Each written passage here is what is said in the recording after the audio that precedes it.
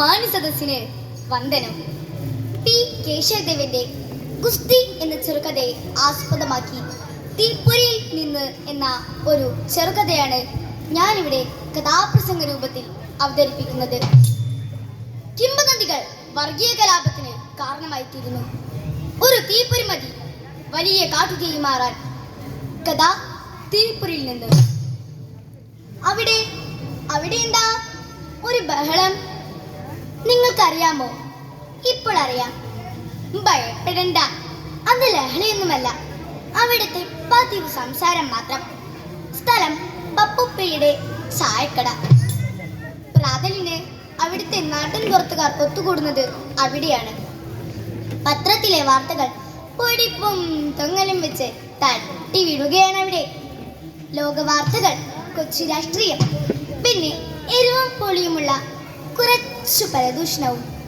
നാണു, നാരായണൻ, കുഞ്ഞുമുഹമ്മദ്, ഫരീദ്, ഇങ്ങനെ സ്ഥിരം പറ്റുകാർ ഏറെ പേരുണ്ട്. കാരണം വിശേഷ വിഭവങ്ങൾ കിട്ടണമെങ്കിൽ പപ്പുപ്പിള്ള തന്നെ ശരണം. പപ്പുപ്പിള്ള നടത്തണ ചായക്കടയിൽ കേറിയാല് പപ്പട വേറെ കിട്ടും, പുട്ടും കടലക്കറി വേറെ. ഇത്തിരി നേരം ഇരുന്ന് സർക്കാൻ അവിടെ പലരിത്തും ഒത്തൊരുമിച്ചവർ കൈമാറും പല നാട്ടുവിശേഷങ്ങൾ. പിള്ളയുടെ കടയുടെ തൊട്ടടുത്താണ് കുഞ്ഞുമോദിയുടെ മുറുക്കാങ്കട. അവിടുത്തെ പേടിത്തെറുപ്പുകാരനായിരുന്നു അതിർമാൻ. പിള്ളയും കുഞ്ഞുമൊയ്തീനും ഒറ്റ ചെങ്ങാതിമാരായിരുന്നു. കുഞ്ഞുമൊയ്തീന് ഒരു ചായ കുടിക്കണമെന്ന് തോന്നിയാൽ കൈ ഇങ്ങനെ വെച്ച് പിള്ളയുടെ കടയിലേക്ക് പാകത്തിന് പാലും പഞ്ചസാരയും ഇട്ട ഒന്നാം തരം ചായ അക്കയിൽ റെഡി. ഇനി പിള്ളയ്ക്കൊരു ബീഡി വിളിക്കണമെന്ന് തോന്നിയാലോ കൈവിരലുകൾ ഇങ്ങനെ വെച്ച് കുഞ്ഞുമോദിയുടെ കടയിലേക്ക്. വിരലുകൾക്കിടയിൽ ബീഡി തയ്യാർ, അതും കത്തിച്ച്. അവരുടെ വീട്ടുകാരും അത്രമേൽ സ്നേഹത്തിലായിരുന്നു. അതെ, ആ ഗ്രാമം മുഴുവൻ അങ്ങനെയാ. മതവിദ്വേഷത്തിന്റെ വൈരമില്ലാത്ത ദൈവത്തിന്റെ സ്വന്തം നാട്. അമ്പലത്തിൽ ശംഖ് മുഴങ്ങും, പള്ളിയിലോ ബാങ്ക് വിളിക്കും, വലിയ പെരുന്നാളും ഓണവും എല്ലാവർക്കും ഉത്സവനാൾ. വിശ്വാസ ചന്ദനവരയിൽ നിസ്കാരത്തിന്റെ തഴമ്പും തിരുനെറ്റിയിലുളി മിന്നുന്നു, ഒരു മൈനവരും വാഴുന്നു. അങ്ങനെ ഇരിക്കെ പിള്ളയുടെ കടയിലേക്ക് ഒരു ചെറുപ്പക്കാരൻ കടന്നു വന്നു. ആരാണെന്നോ? അതാ അവിടെ ഇരിക്കുന്നു, താടിയും മുടിയും നീട്ടി വളർത്തിയ ഒരു ഹിപ്പി വേഷക്കാരൻ. അയാളുടെ കയ്യിൽ ഒരു നോട്ടീസ് ഉണ്ടായിരുന്നു. അയാൾ ദുരക്കെ വായിച്ചു. പ്രതീക്ഷിപ്പിൻ, മല്ലയുദ്ധ പോരാട്ടം വരുന്ന ഞായറാഴ്ച മയ്യനാട് ഹനുമാൻ വിലാസം സ്റ്റേഡിയത്തിൽ. മല്ലയുദ്ധം കേട്ടപ്പോൾ സ്വതവേ ഗുസ്തിക്കമ്മക്കാരായ പിള്ളയ്ക്കും അതിർമാനും ആവേശമായി. അവർ ഒരുമിച്ച് ചോദിച്ചു. അഖിലകേരനാമായ നാമത്തിൽ അറിയപ്പെടുന്ന മേക്കാട്ട് നാണിപ്പിള്ള ഫയൽമാൻ.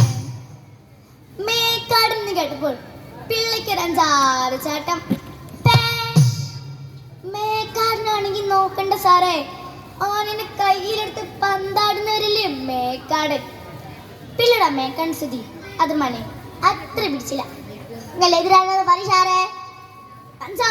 പഞ്ചാമരൻ മല്ലൻ മുഹമ്മദ് ഹുസൈന്റെ പേര് കേട്ടപ്പോൾ അതിർമാന് 100 നാവായി. ഹുസൈനാണെങ്കിൽ വെറുതെ മോദിടേണ്ട പിള്ളെ, 5-6 മേക്കാടനെ തഞ്ചത്തിൽ തൂക്കാമിപ്പോൾ. പിന്നെ ബ്രഹ്മാവ് വിചാരിച്ച തൊടാൻ കഴിയോ ഞങ്ങളെ മേക്കാടിനെ? പിന്നെയാണോ നിങ്ങളുടെ ഹുസൈൻ? ബ്രഹ്മാവിന് സാധിക്കാൻ സ്വല്പം ഹുസൈന് സാധിക്കും. കുഞ്ഞുമോദി ഇടപെട്ടു. പിള്ളയ്ക്ക് കലിയേറി. ബ്രഹ്മാവിനെ പറഞ്ഞല്ലോ. അതിനിടയ്ക്കാണ് അതിർമാന്റെ ഒരു നാരദൻ വേലി. എല്ലാ കോച്ചിക്ക ഇക്കാമെന്ന് പറയുന്നതാണല്ലയോ? ഇതലാവിന്റെ പേരെങ്ങനെയാ?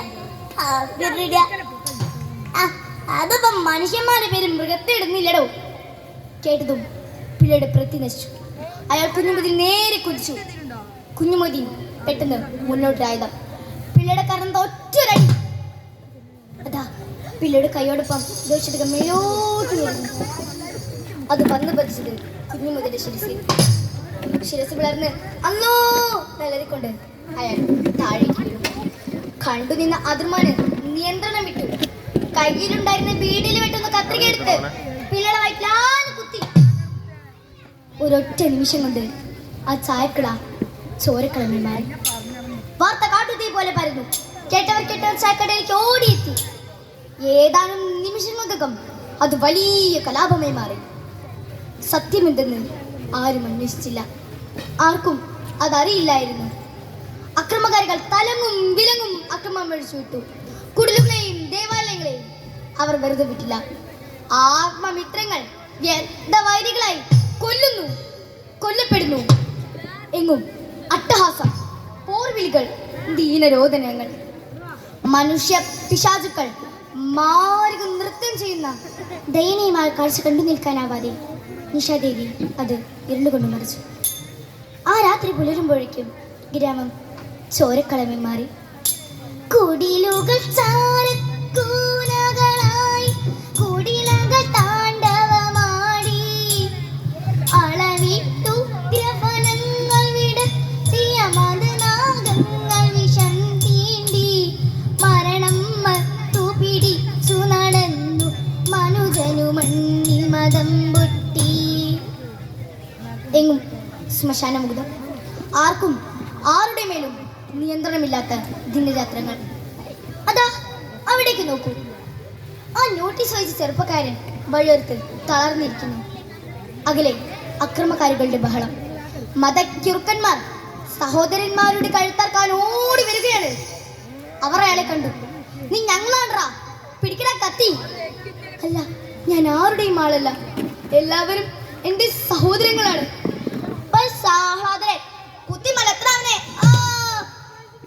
അയാളുടെ ദീനവിലാപം ബഹളത്തിനിടയിൽ ആരും ശ്രദ്ധിച്ചില്ല. ചോരത്തളങ്കെട്ടി നിൽക്കുന്ന വീതിയിൽ കൂനൂറുമ്പുകൾ മാത്രം.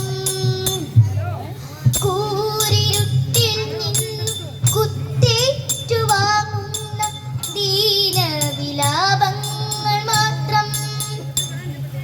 ദിവസങ്ങൾ കടന്നുപോയി. ഭ്രാന്തി ശപിച്ചു.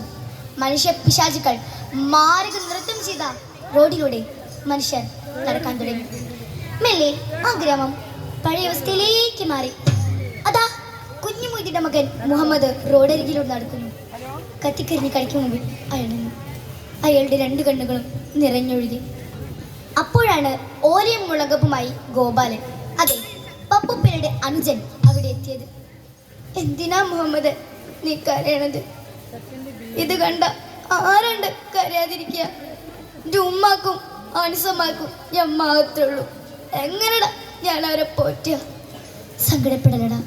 എൻ്റെ അച്ഛനും നിന്റെ ഉപ്പയും ഒരമ്മ പെറ്റ മക്കളെ പോലെ കഴിഞ്ഞവരാ.